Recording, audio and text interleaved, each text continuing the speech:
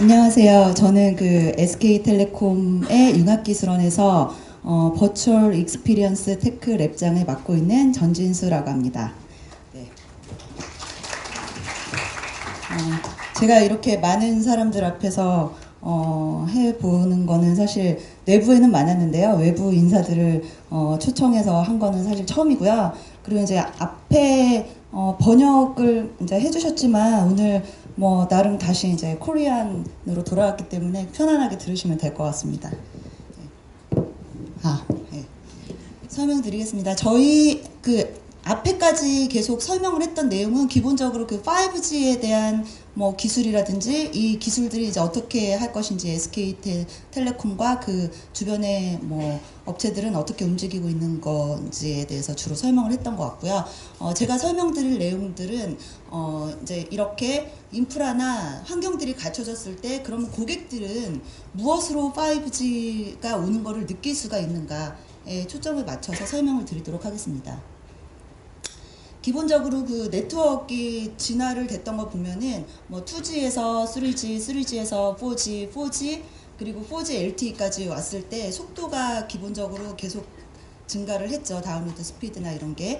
그런데 스피드가 증가를 한다고 해서 고객들이 느낄 때 뭐 이전에 없던 서비스들이 갑자기 나타났던 적이 있었던가요? 저희 뭐 생각을 해봤을 때 그런 적은 사실 없었던 것 같습니다. 그래서 지금 저희가 5G를 준비를 하고 있지만 5G가 온다고 해서 없던 세상이 갑자기 짜잔 하고 나타날 거는 아니라고 생각을 하고, 그런 차원에서 그럼 저희는 뭐 어떤 서비스를 준비해야 될 것인가, 뭐 OTT는 5G 네트워크에서 어떤 서비스들을 준비를 해야 될 것인지, 또 무슨 비즈니스 기회를 찾아야 될 것인지 봤을 때 좀 전에 이제 에릭슨에서 와서 발표를 하셨지만, 에릭슨에서 올해 초에 MWC에서 발표했던 리포트인데요.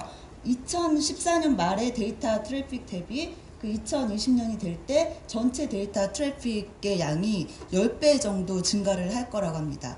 그러면은 이 10배 정도 증가하는 이 데이터 양 중에 어떤 데이터량을 사람들이 가장 많이 데이터에 소진을 하고 있을까를 예측해 봤을 때 미디어 콘텐츠가 이제 비디오 콘텐츠가 55% 이상이 될 거다라고 예측을 하고 있습니다. 그러면은 여기에서 보여주는 시사점은 무엇이냐면 기본적으로 5G가 온다고 해서 뭔가 새로운 게 서프라이즈하게 나타날 수도 있고 아닐 수도 있지만, 기본적으로 그 비디오에 관련된 컨텐츠들이 주로 이제 다른 형태로 고객들한테 제공이 될 거다라는 거를 예측을 할 수가 있습니다.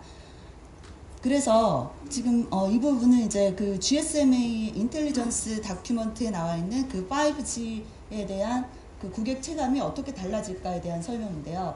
기존에 이제 4G에서 그 고객들이 느낄 때는 최소한 그 10ms 정도의 딜레이가 지금 있는 상태인데요. 이게 이제 5G가 실제로 뭐 정말 현실화된다라고 했을 때 고객은 서비스를 그 1ms 미만의 레이턴시로 받게 됩니다. 뭐 기술적인 내용은 오늘 그 전반적인 세션에 걸쳐서 다뤘던 거기 때문에 뭐 아실 것 같고요. 그래서 기존의 서비스들이 그러면은 어떤 서비스들이 나올 것이냐, 뭐 LTE 안에 있을 때 기존에 왔던 서비스들, 예를 들어서 뭐 IoT 쪽에 뭐 센서 네트워크의 모니터라든지 뭐 디바이스 리모트 컨트롤이라든지 바이 디렉셔널 리모트 컨트롤, 이런 기능들은 기존에 있지만 이런 기능들 외에 다른 기술들도 좀 더 자연스럽게 고객들한테 다양하게 접목이 될 거다. 고객들이 좀 뭐 이전에는 그 3G에서 4G로 갈 때 원래 영상 서비스 그 유튜브 같은 게 있었지만 4G로 가면서 데이터를 많이 받을 때, 데이터 그 네트워크 속도가 좋아질 때 되게 자연스럽게 뭐 너도 나도 쓰는 서비스가 됐던 것처럼 뭔가 다른 서비스들이 이제 기존 서비스들이 파퓰러해질 것이다라는 거 하나랑, 또 하나는 1ms의 그 초저지연의 딜레이와 1GBps까지 오는 그런 환경에서 기존에 없던 서비스들도 실현 가능한 그런 환경이 올 것이다라는 겁니다.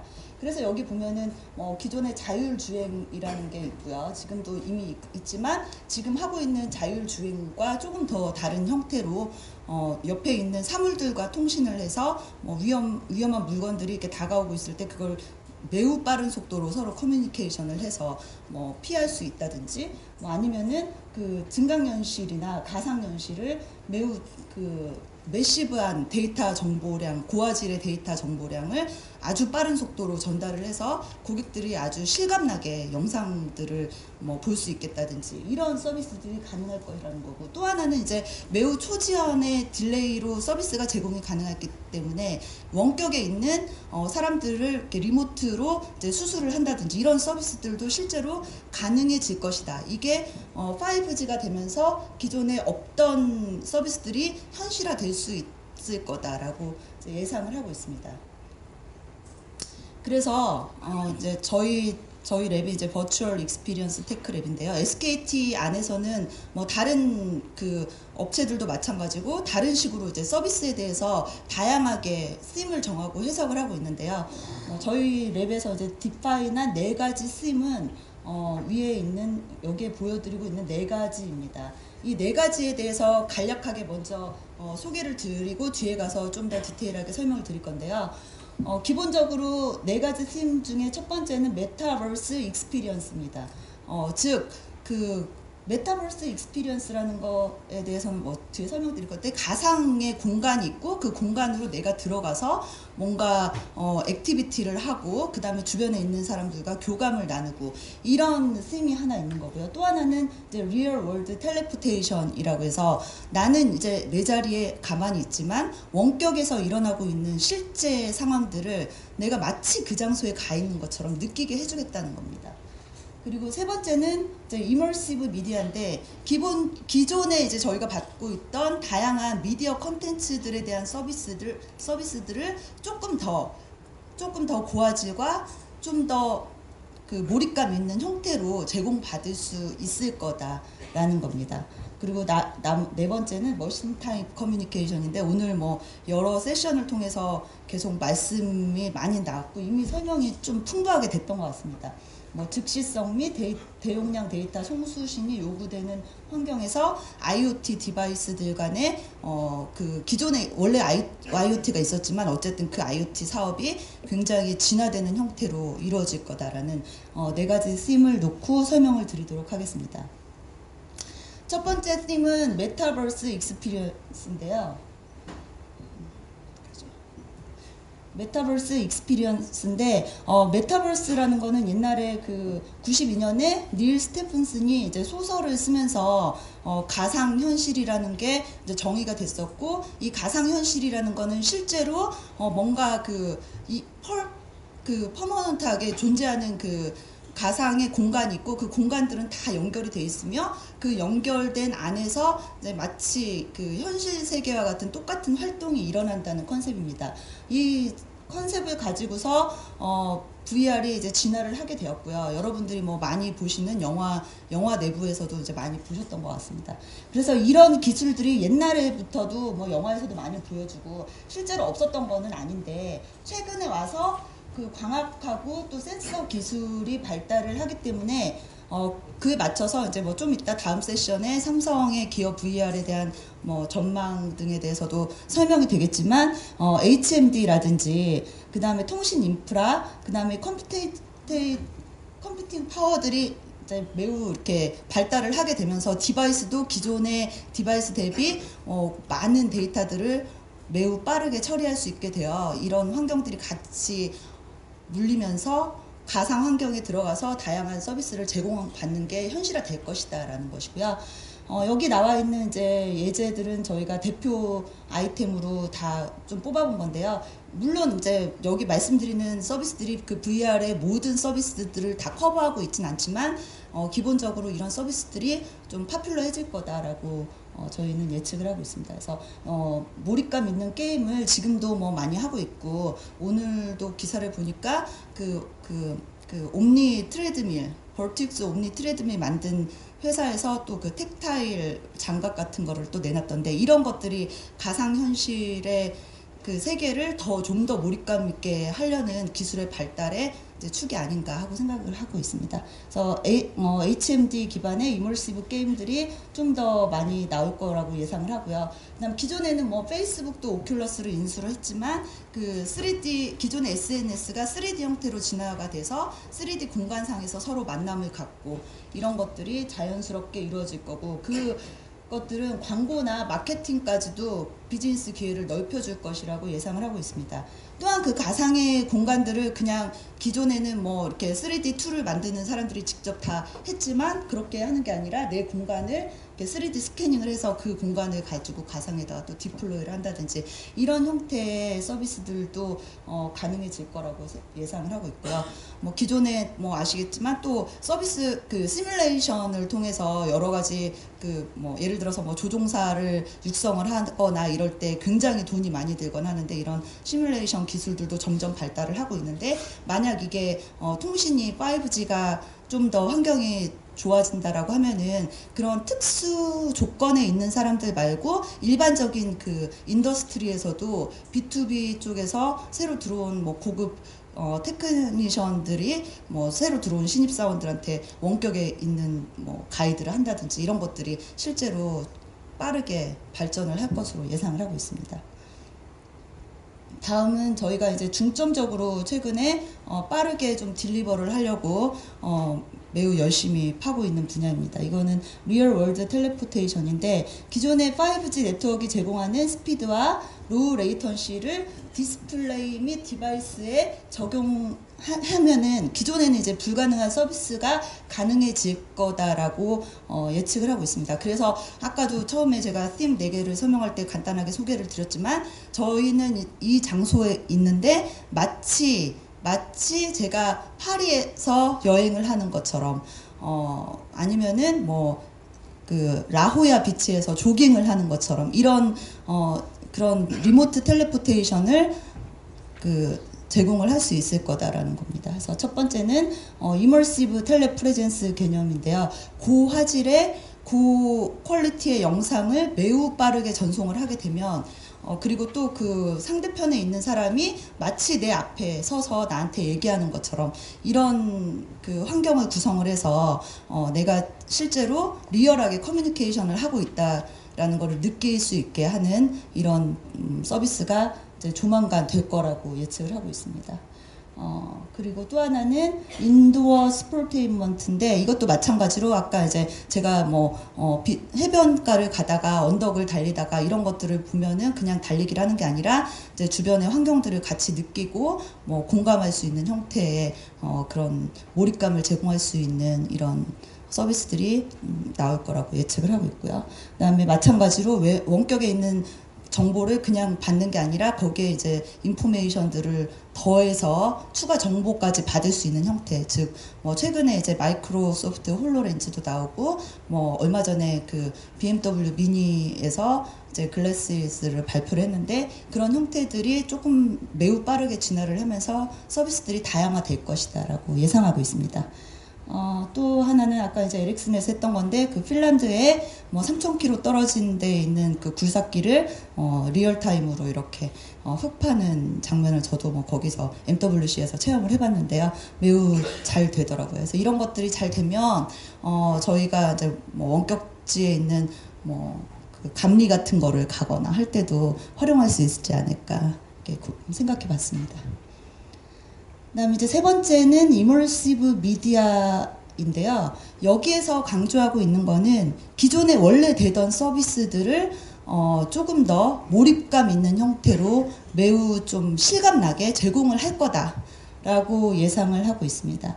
그래서 기존에도 원래 뭐 모바일에서 컨텐츠를 다양하게 다운로드를 받고 했지만 이 컨텐츠들이 점점 더 화질이 쭉 올라가고 그다음에 뭐 실제로 뭐 지금도 아프리카 TV 같은 그런 서비스들을 받고 있지만 이 서비스들을 조금 더 리얼하게 빠르게 방송을 받을 수 있는 여러 사람들이 받을 수 있는 이런 서비스들이 되게 보편화될 거다라고 예상을 하고 있습니다. 그리고 또 하나는 이제 리모트 헬스케어 분야인데요. 이것도 마찬가지로 원격에 있는 사람들을 실감나게 그 현장에 있는 환자의 상태를 느낄 수 있고, 그 다음에 거기에 뭐 텍타일 기술까지 접목을 해서 내가 뭐 서저리까지 가능한 그런 환경이 올 거라고 생각을 하고 있습니다. 이 부분도 마찬가지로 아까 이제 뭐 패널 때 어렵다라고 이제 말씀은 하셨지만, 기존에는 사실 4G 네트워크를 통해서 뭐 완전 불가능한 건 아닌데, 그래도 이제 이거를 아주 고해상도로 높여서 매우 큰 데이터를 실제로 5G 네트워크를 통해서 내려줌으로써 초다시점 디스플레이라든지 홀로그램 같은 기술들에서 나오는 대용량의 데이터를 이제 빠르게 처리를 할 수 있는 환경이 조금씩 다가올 것이다라고 예측하고 있고요. 또 하나는 마찬가지로 이것도 원격에 있는 그런 느낌들을 실제로 받아서 햅틱 피드백을 내가 즉각적으로 받아서 하고, 저 바깥쪽에 있는 로봇 같은 케이스도 있지만 그런 실시간 제어 같은 게 가능할 것이다라고 예측하고 있습니다. 네 번째는 이제 머신 타임 커뮤니케이션인데, 오늘은 사실 이 주제에 대해서 너무 많이 앞쪽에서 다뤘기 때문에 이 부분은 가볍게 말씀드리면, 어쨌든 뭐 매시브 데이터를 처리 가능한 매시브 IoT라든지 미션 크리티컬 IoT를 통해서 다양한 기존에 있던 IoT가 조금 더 풍성해지고 뭐 인더스트리에 다양하게 접목이 될 수 있을 것 같다라고 내다보고 있습니다. 마찬가지로 아까 자율주행에 대해서는 앞에서 간단하게 말씀을 드렸습니다. 그래서 저희가 생각하고 있는 마일스톤입니다. 뭐 이미 좀 어느 정도 저희가 언론을 통해서 말씀을 드렸기도 했기 때문에 아실 거라고 생각은 하고, 앞에서도 설명드렸으니까. 그래서 저희가 5G 테스트 베드를 지금 분당 4옥에 구축을 하고 있고, 이 테스트 베드 위에서 지금 앞에서 설명드렸던 것 중에 이제 일부 뭐 몇 가지 중점 시나리오를 저희가 올려서 실제로 돌아가는 거를 연내에 준비를 해서 오픈을 할 예정입니다. 이 테스트베드 위에서 돌아가는 서비스들은 이제 조금 더 피저빌리티 보고 POC가 확보가 되면은 점점점 진화를 시켜서 5G 시대에 고객한테 딜리버 될 수 있도록 저희가 만들어서 준비를 하도록 하겠습니다. 근데 여기에서 이제 중요한 거는 저희가 그걸 다 직접 하지는 않고요. T-대부 행사이기도 하지만 T-오픈랩을 통해서 이제 외부의 아이디어를 받아서 저희 뭐 인프라와 결합을 해서 서비스 형태로 제공을 한다든지, 이런 거를 이미 저희가 뭐 아시겠지만 브라보 리스타트라든지 뭐 T-오픈랩의 인큐베이션을 통해서 업체들과 협력을 많이 하고 있는데, 좀 이런 기회를 저희가 하고 싶어 한다라는 기회를 많이 알리고 좀 많이 제안을 해주셔서 앞에 제안했던 시나리오를 외부의 개발자들과 같이 만들 수 있는 형태를 계속 늘려나가려고 합니다. 제가 말씀드릴 거는 여기이고요. 참고로 이제 뭐 끝내기 전에 저희 랩에서 하는 거를 간략하게 소개를 조금 더 드리면, 저희 랩은 이제 광학 기반의 디바이스들이라든지 이 기존의 스마트폰, 다른 폼팩터, 아까 말씀드렸지만 좀 실감을 전달할 수 있는 여러 가지 디스플레이 디바이스와 그런 뭐 영상을 결합을 해서 고객한테 5G를 느낄 수 있는, 그리고 5G 시대에 고객이 실감나게 몰입감을 줄 수 있는 그런 미디어 콘텐츠를 딜리버할 수 있는 서비스들을 주로 이제 개발을 하고 있고요. 꼭 2020년 되기 전에 실제로 여러분들이 만질 수 있는 서비스들을 제공할 수 있는 기회를 꼭 만들도록 하겠습니다. 이상입니다. 감사합니다.